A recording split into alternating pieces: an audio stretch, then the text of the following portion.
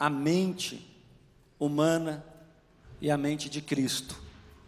Quando nós nascemos de novo, Deus nos prepara para vivermos a mente dele, não a nossa.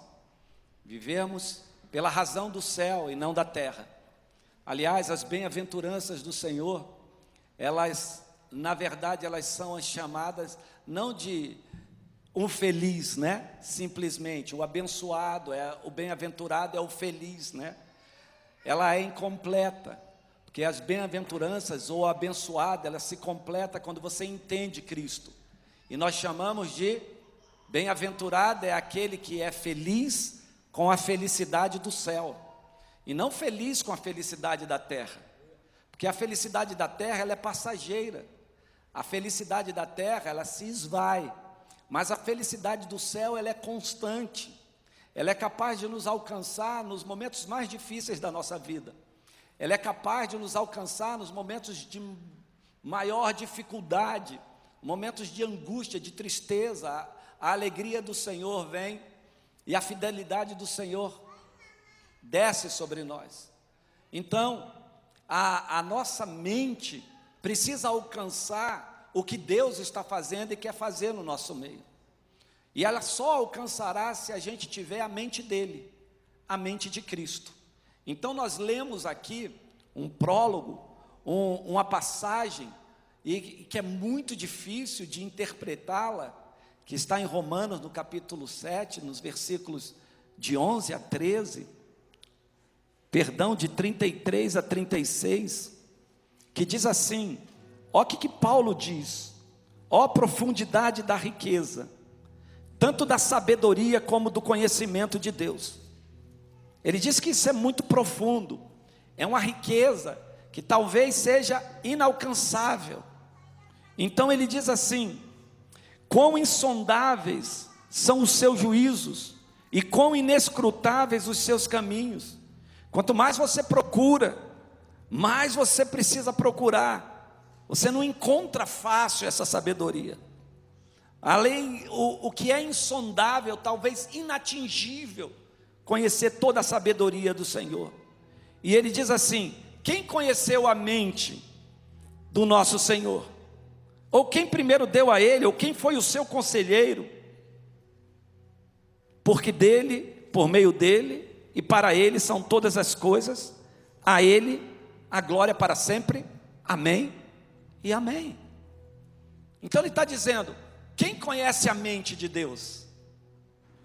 Quem conheceu?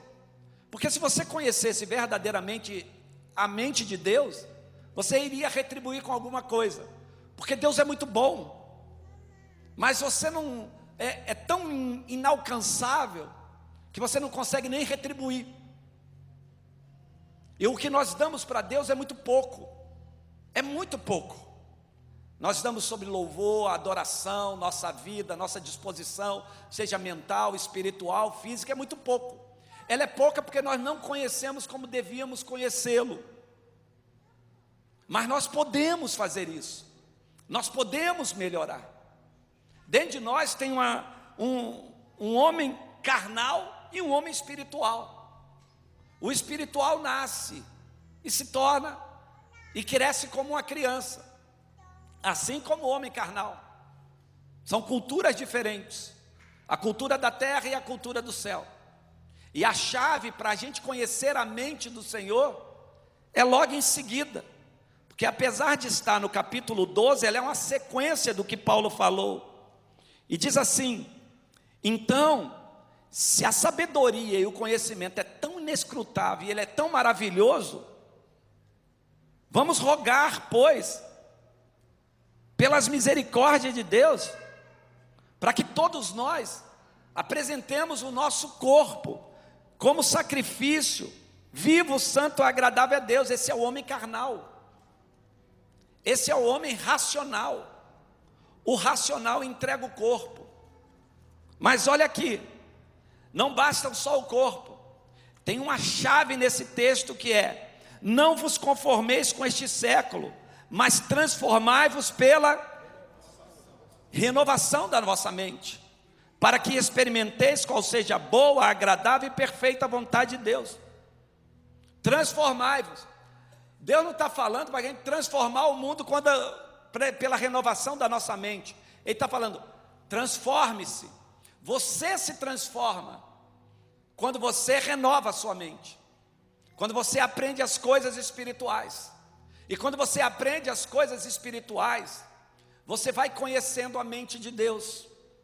E se você conhece a mente de Deus e vive essa potência de Deus na sua vida, você é capaz de transformar o mundo. Mas olha o que diz, abre aí comigo, a primeira carta aos Coríntios, por favor, no capítulo 2, versículos de 13 a 16. 1 Coríntios, capítulo 12, versículo 13, capítulo 2, perdão. 1 Coríntios, capítulo 2, versículo 13.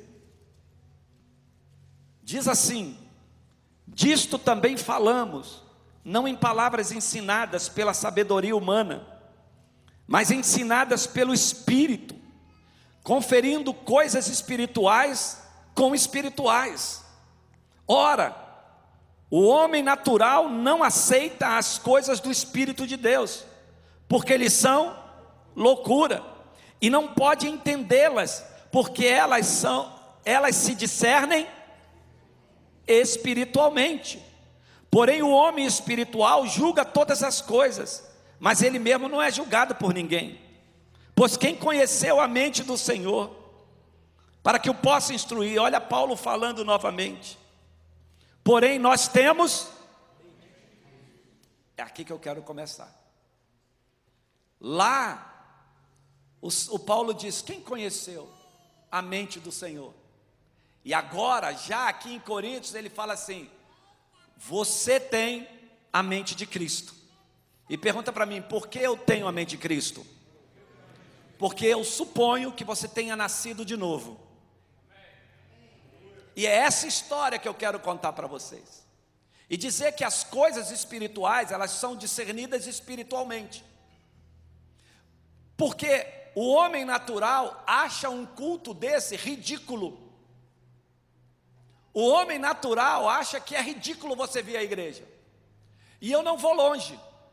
Se você for um pouquinho atrás na sua vida, antes de se converter, eu tenho certeza que você detestava crente, não gostava de igreja, não gostava de pastor.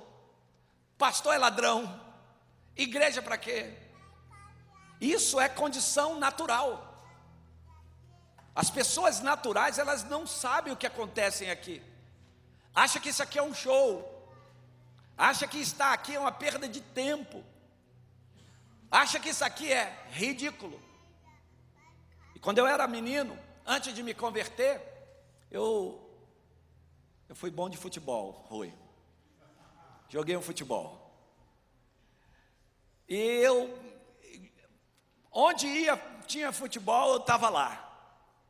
E tinha um garoto que jogava com a gente, ele era muito bom, mas ele era crente. Então ele não podia ir domingo. Então domingo a gente ia para os nossos campeonatos e ele ia com a Bíblia para a igreja. Eu falava, tadinho, coitadinho desse bichinho.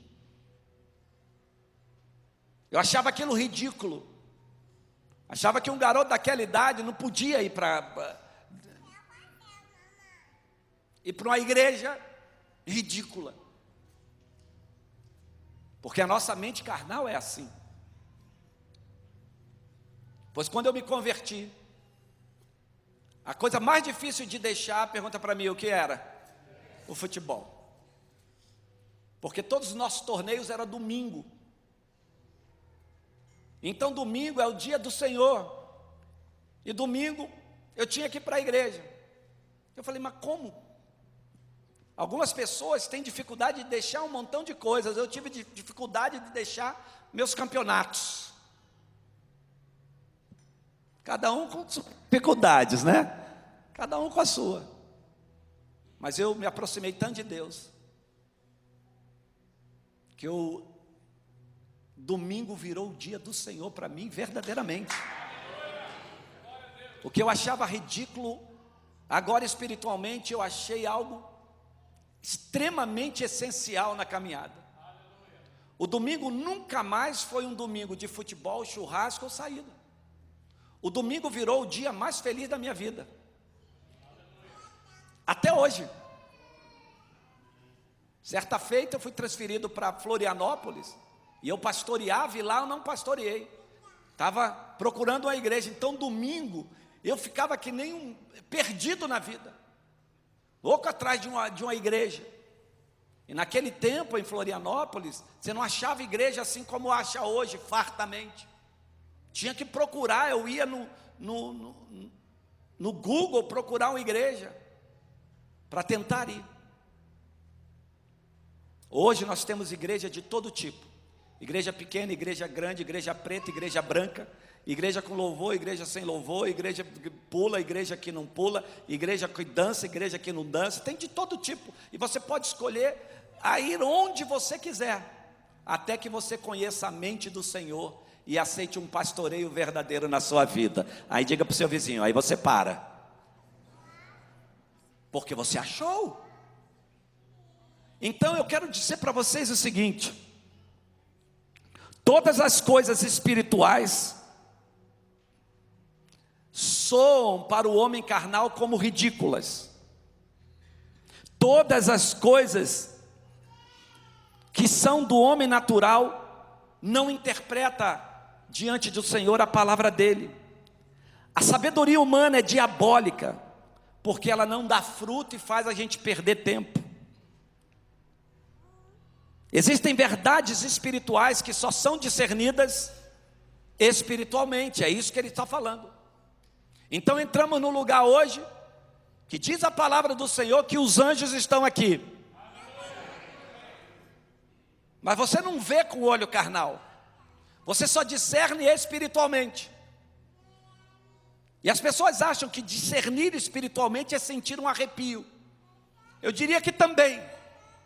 Discernir espiritualmente é ser quebrantado, é chorar. Só no Espírito a gente entende a palavra. E só no Espírito você consegue ficar num culto desse 40 minutos ouvindo uma mensagem. Só no Espírito. Porque, caso contrário, a gente fica louco para ir embora, para voltar para casa. Mas eu tenho uma boa notícia para você. O Espírito Santo está no nosso meio, pronto para te tocar, para falar com você, para te fazer você crescer, para ser você um homem totalmente espiritual. E aí você vai discernir. E eu quero contar uma história para vocês, que é uma história de um homem que nos fez conhecer uma das teologias mais fortes da Bíblia. Pergunta para mim, qual é o novo nascimento? Porque se você não nasce de novo, você não cresce espiritualmente. O nascer de novo é ter uma mente aberta para conhecer as riquezas do Senhor. Então eu queria que você abrisse a sua Bíblia para eu te contar a história desse homem que deixou para nós um legado, só por causa de sua curiosidade. Esse homem se chama Nicodemos. João, no capítulo 3, vai contar a história dele. João capítulo 3, versículo 1, diz assim: havia entre os fariseus um homem, chamado, um homem dos principais dos judeus. Este de noite foi ter com Jesus e disse: Rabi, sabemos que és mestre, vindo da parte de Deus, porque ninguém pode fazer estes sinais que tu fazes, se Deus não estiver com ele. A isto respondeu Jesus: em verdade te digo, se alguém não nascer de novo, não pode ver o reino de Deus. Perguntou-lhe Nicodemos: como pode um homem nascer sendo velho? Pode porventura voltar ao ventre materno e nascer segunda vez? Respondeu Jesus: em verdade te digo, quem não nascer da água e do Espírito, não pode entrar no reino de Deus. O que é nascido da carne é carne, e o que é nascido do Espírito é Espírito. Então Nicodemos entra de noite, e vai ter com Jesus, e saudou Jesus, o chamou de bom mestre, e disse assim: Deus é com você porque ninguém faz os sinais que você faz. E Jesus nem liga para isso, porque quando Jesus quer dar uma resposta para nós, Ele não precisa ser de acordo com essa pergunta que você vem. Em João capítulo 12, uns gregos foram procurar Jesus. Jesus estava na casa de um dos seus discípulos, e chegaram os gregos com as suas filosofias, pessoas talentosas, e procuraram André e a Filipe e disseram: a gente quer falar com Jesus.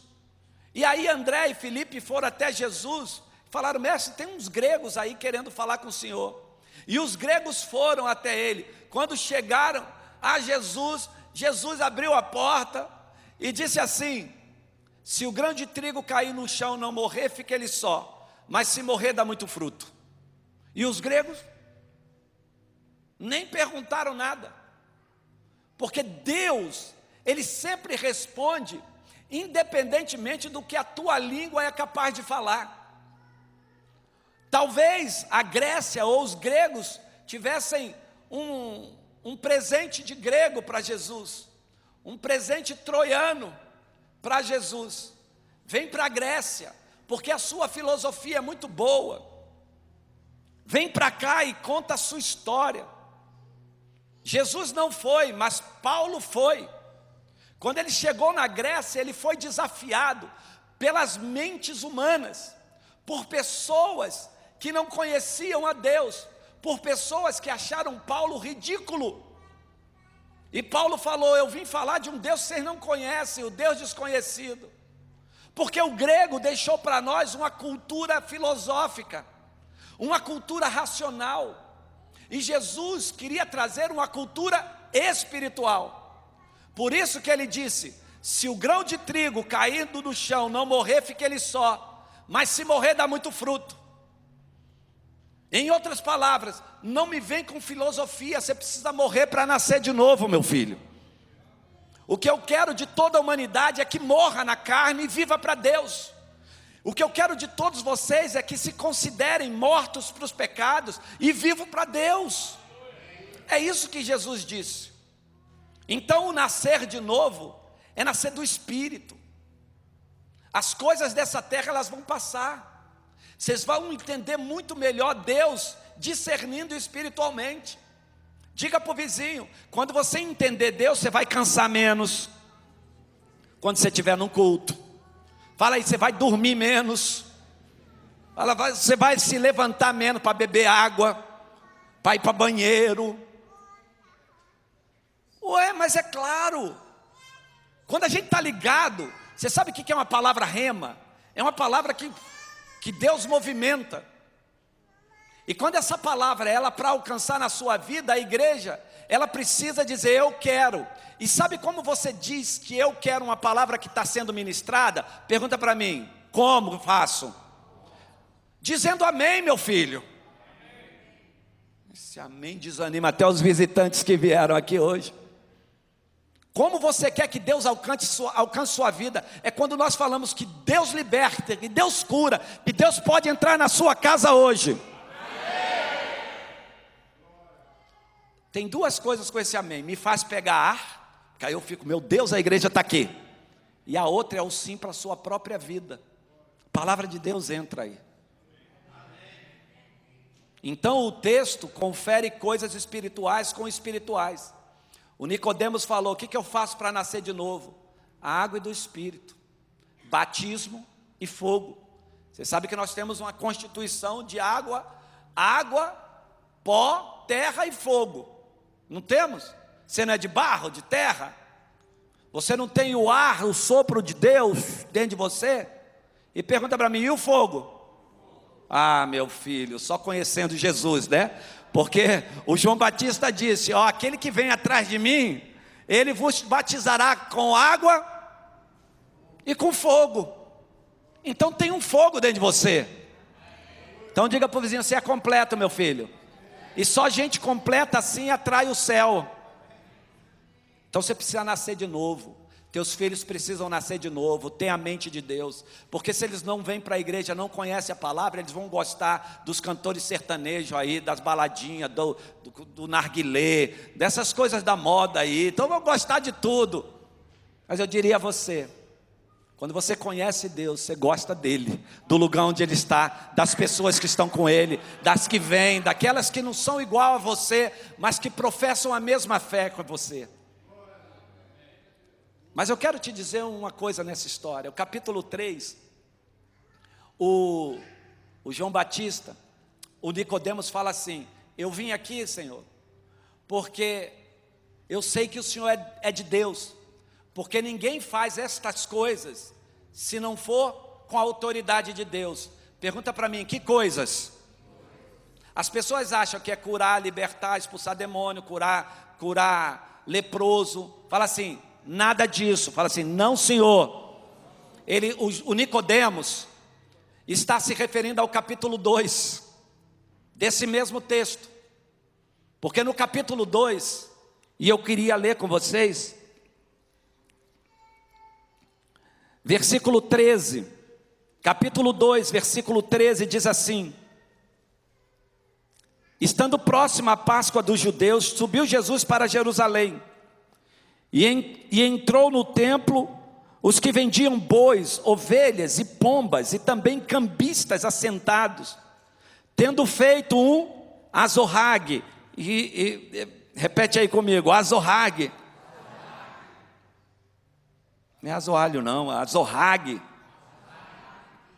de cordas, expulsou todos do templo, bem como as ovelhas e os bois, derramou pelo chão o dinheiro dos cambistas, virou as mesas e disse aos que vendiam as pombas: tirai daqui estas coisas, não façais da casa do meu pai casa de negócio. Lembrem-se os seus discípulos de que está escrito: o zelo da tua casa me...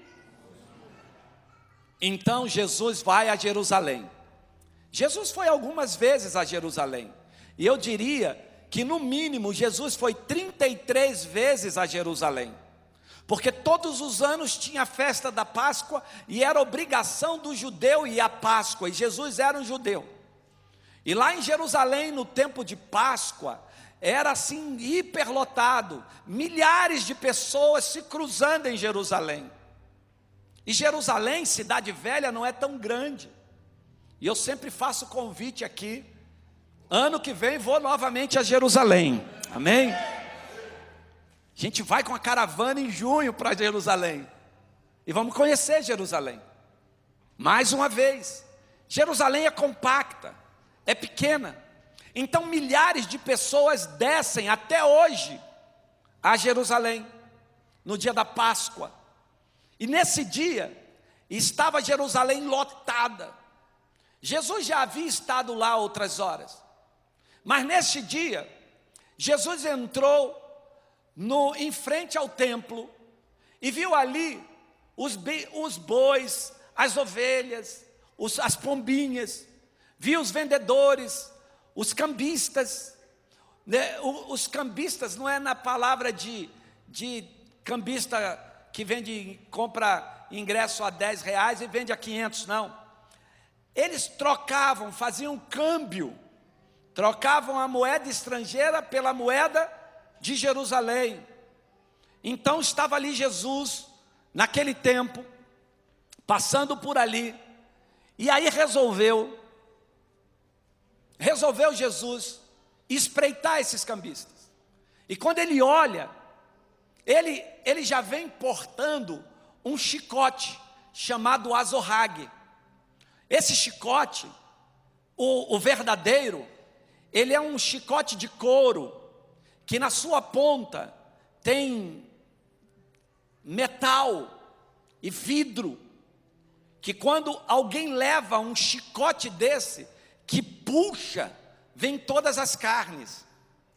Mas o azorrague de Jesus era de cordel, diga para o vizinho, de cordas finas, não tinha nada na ponta. Jesus não veio para bater nos outros, Jesus veio levantar um instrumento da lei, para fazer cumprir a lei. E aquele chicote fazia tanto barulho que os animais que estavam ali forçaram os currais ali e foram todos soltos, e Jesus derrubou, e foi a primeira vez que ele fez isso, porque antes de morrer ele fez novamente. Lá na segunda vez ele diz: a minha casa será chamada casa de oração. Aqui nessa vez ele está dizendo: a casa do meu pai é chamada do zelo do Senhor.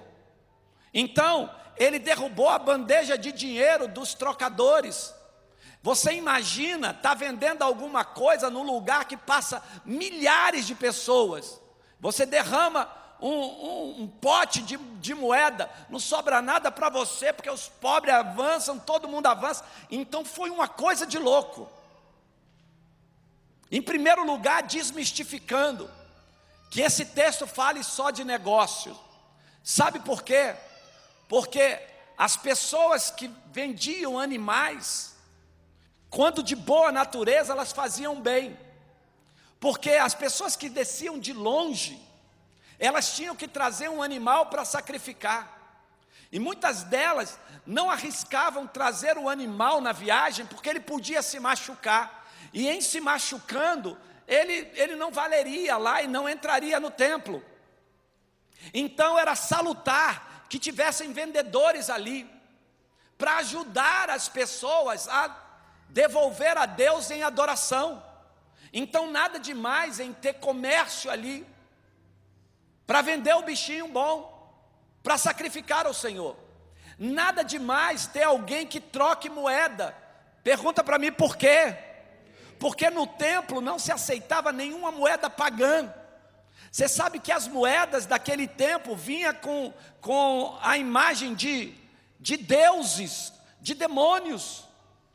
Nós tivemos também uma moeda no Brasil, que tinha uma entidade, um orixá também na nossa moeda. Alguém conhece aí, já viu? É porque você não presta atenção no tanto de dinheiro que passou pela tua mão. Aliás, você não sabe nem que bichinho tem numa nota de 100. É um peixe, mas ninguém nota. Então eles trocavam essas moedas, porque não se aceitava moeda pagã no templo. Eles faziam bem, mas o zelo era o seguinte: é a mente de quem faz. Tudo no reino de Deus é como é que está o teu coração e a tua mente. Tudo no reino de Deus chama-se inteireza de coração. Não importa o que você faz fisicamente, importa o que Deus vê por dentro, se Ele vai aceitar ou não a sua oferta. Aliás, ele fala: quando alguém trouxer a oferta, repara se não tem inimizade, se você não tem alguma coisa contra o irmão, porque se tiver, deixa a oferta, não quero tua oferta, se reconcilia e depois traz a oferta. Deus ele é tão pontual na inteireza de coração, que se a gente vacilar, nada do que a gente faz tem o zelo do Senhor. Porque quando nós entramos na igreja, o nosso coração muitas vezes não está aqui, querido. Vocês já viram, todas as vezes que eu prego, eu falo: você está aqui, Anderson? Vocês estão aqui? Porque às vezes vocês podem não estar. Às vezes vocês estão num problema de vocês, na vida de vocês, vocês estão lá fora, vocês não estão nem aqui. É uma tristeza você perder um tempo desse sem estar aqui. É uma tristeza você entrar num culto como esse e gastar aqui tantas horas e não servir nada para você. Você não acreditar que a mão de Deus está aqui, que Deus pode fazer algo sobre você. É uma perda de tempo. Então diga para o vizinho de banco aí: acorda, meu filho, já que você veio, então adore com a gente. Se você está aqui, o que custa abrir o coração?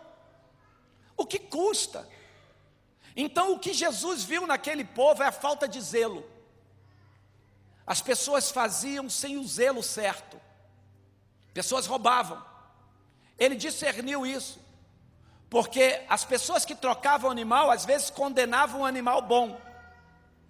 O homem trazia o animal bom, ele dizia: esse animal tem defeito. O homem comprava um bom e deixava o velho. Eles entregavam esse velho para o sacerdote dava uma lavada no bichinho, passava um perfume, um óleo, e botava lá para vender.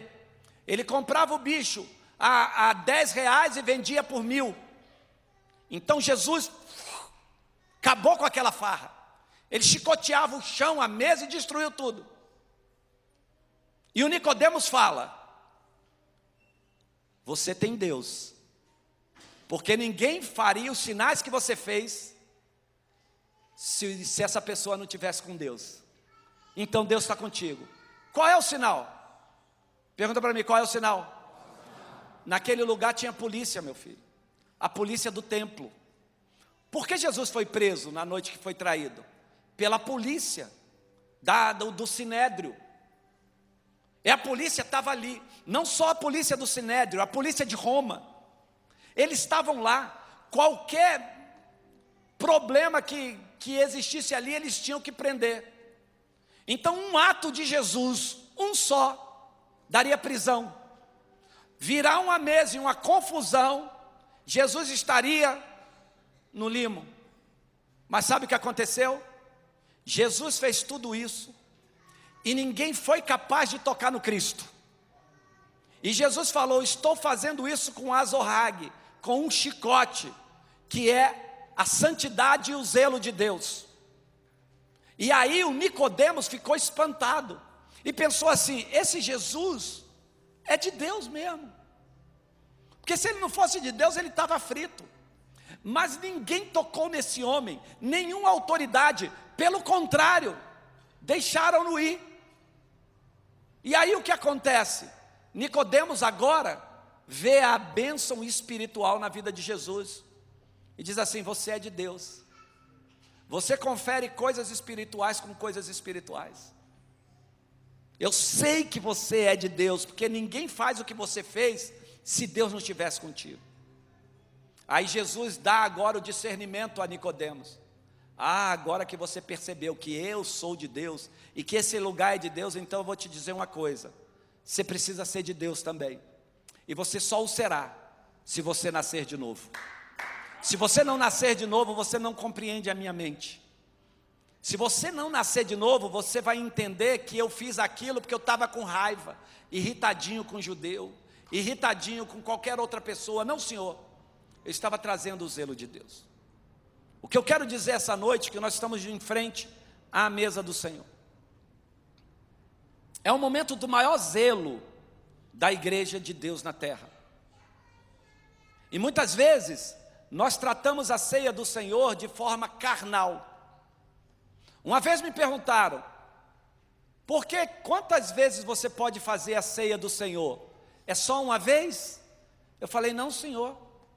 Você pode cear tantas vezes que você quiser cear, se você tiver a mente de Cristo.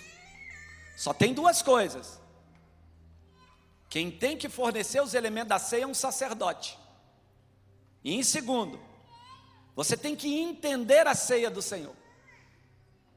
A gente não entende porque a gente é muito carnal. Quantas vezes eu posso tomar a ceia? Todas as vezes que eu quiser ter mais intimidade com o Senhor. Agora pergunta para mim: por que a igreja coloca só uma vez no mês a ceia? Pergunta: por que só uma vez no mês? Para você não banalizar, meu filho. Se a gente colocasse todos os domingos aqui, isso era uma banalização da ceia.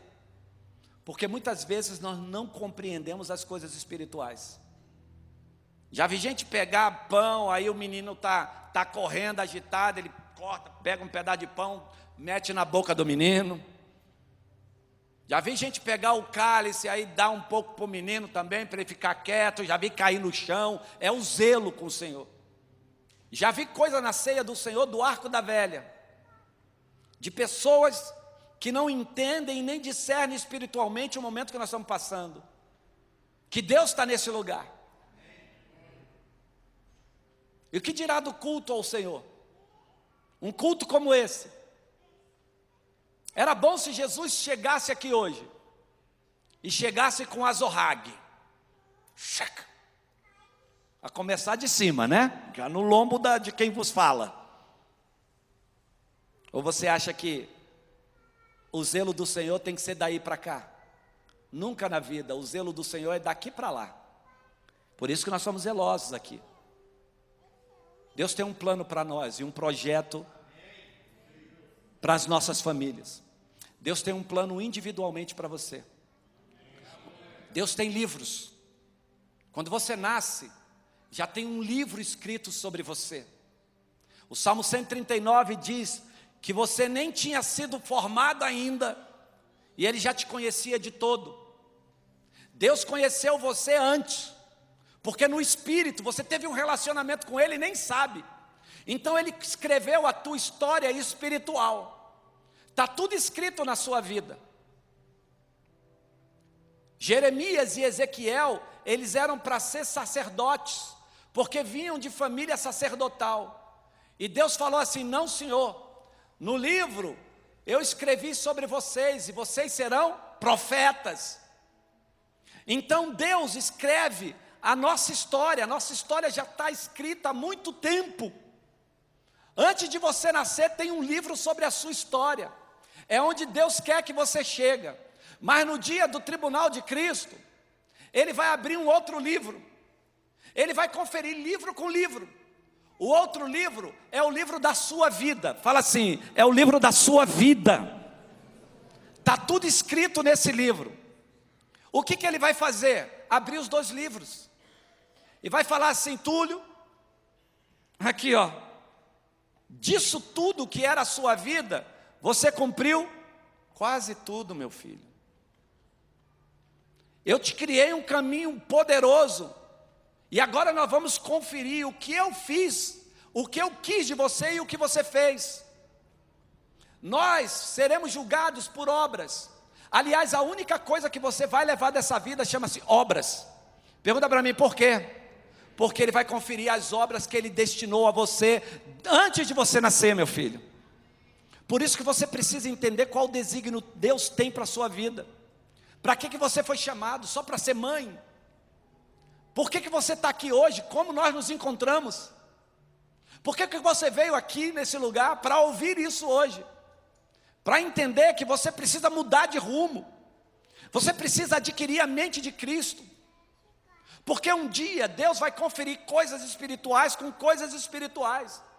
Mas se no seu livro da vida tiver só coisa carnal, que dia ruim vai ser para nós? Então cuide da sua vida hoje. Porque é você que tem que transformar a sua vida. Renovando a sua, para que você tenha a mente de Cristo. E o que Cristo fazia com a mente dele, o Anderson? Diga baixinho assim: fazia a vontade de Deus. Jesus, quando veio nessa terra, as pessoas falavam assim: Senhor, o senhor não vai comer? Tadinho, o senhor está cansado. Mestre, para um pouco. E Jesus falava assim: meu filho, a minha comida é fazer a vontade de meu Pai. Pessoas falavam: Senhor, não desce para Jerusalém, lá vai ser ruim para o Senhor. E Jesus falava: eu vim para cumprir os desígnios de meu Pai. E Jesus fez isso durante a vida dele toda. Por isso, quando dele foi exaltado nos céus, conferiu os livros. Tudo que ele fez em carne foi todo o desígnio que Deus preparou para Jesus Cristo. Ele entendeu a sua tarefa muito antes, não somente porque ele era Deus, mas porque ele resolveu fazer a vontade de Deus. Deus tem um projeto para nós, mais do que você ser eletricista, bancário, advogado, juiz, ou não faz nada. Tem uns também assim. Deus te chamou você para ser um homem ou uma mulher de Deus. Um bem-aventurado. Um feliz com a felicidade do céu. Meu filho, se a felicidade do céu não estiver dentro do teu coração, quão triste vai ser a sua vida. Porque se a nossa esperança se limita às coisas deste mundo, nós somos os mais infelizes de todos os homens. Mas sabe qual é a nossa geração? A geração de quem quer mais. Uma geração egoísta. Uma geração que pensa em si. Uma geração que não vê os outros. Uma geração que não vê as pessoas lá fora. A igreja aqui é uma formadora de caráter para a gente mudar a sociedade. Eu estou falando um pouco rouco, porque eu estou ministrando aula aqui de sábado, domingo, direto. E hoje eu encontrei com uma pessoa, estava trabalhando com a gente, e ela estava assim, alegre. E ela disse assim: não, aquela menina, aquela bichinha, mas Deus tem um negócio com aquela vida, porque foi atropelada e está lá. Aí eu falei: meu Deus, como que foi? Não, ela saiu do bueiro e foi atravessar a rua e foi atropelada. Eu falei: ela é o quem? Ela é uma cadela. Aí eu falei, aí ela quase chora, mas ela viveu, porque nós pagamos, uma ONG que paga, nós pagamos. Quanto que é uma cirurgia dessa aí, do quadril da bichinha? A bichinha estava quase morta, deu infecção generalizada, e ela foi, e contou. Quando nós, na noite, olhamos para ela e chegamos em casa, ela levantou a cabeça, abanou o rabo, e eu falei: meu Deus, ela Deus tem alguma coisa com essa cadela. Eu não achei ruim, porque tem alguém que pensa pelo menos em vidas, né? Eu pensei em um monte de menino e menina jogado nesse mundo. Eu pensei em meninos de rua, abandonados, não só de rua, meninos de creche, crianças de creche que nós nem adotamos. Nós vimos aqui um filme na sexta-feira, quem viu? Nós vimos Apresenta-nos um Pai, e a história de um homem que foi procurar uma menina para adotar. Que felicidade! Mas ele fotografou o lugar onde a criança dormia, um orfanato, e ninguém a adota. E ele disse: por adoção Deus nos deu a igreja. Eu não tenho nada que alguém cuide de cachorro, de gato. Não tem, nós precisamos cuidar desses bichinhos, desde que também nós tenhamos pessoas que olhem para nossas crianças, que as tratem com zelo, que levem para suas casas, que mude a vida delas. Nós podemos. Eu já pensei até, Tiago, adotar uns.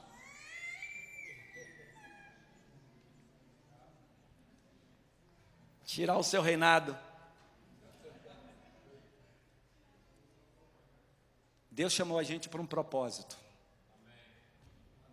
muito maior do que o seu, muito maior. Mas você só vai compreender ele se você abrir a sua mente hoje, e se você botar a mão e dizer assim: eu quero ter a mente de Cristo, eu quero entender o que esses crentes entendem, eu quero entender porque todo domingo ele vem, porque tem que ir para a igreja todo domingo, ou porque eu tenho que ir para a igreja. Eu quero entender porque eu tenho que vir aqui. Só com a mente do Senhor, só com a mente do Senhor.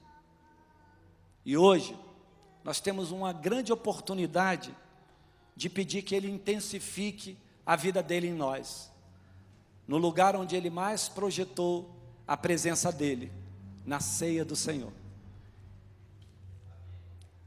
Ele ensinou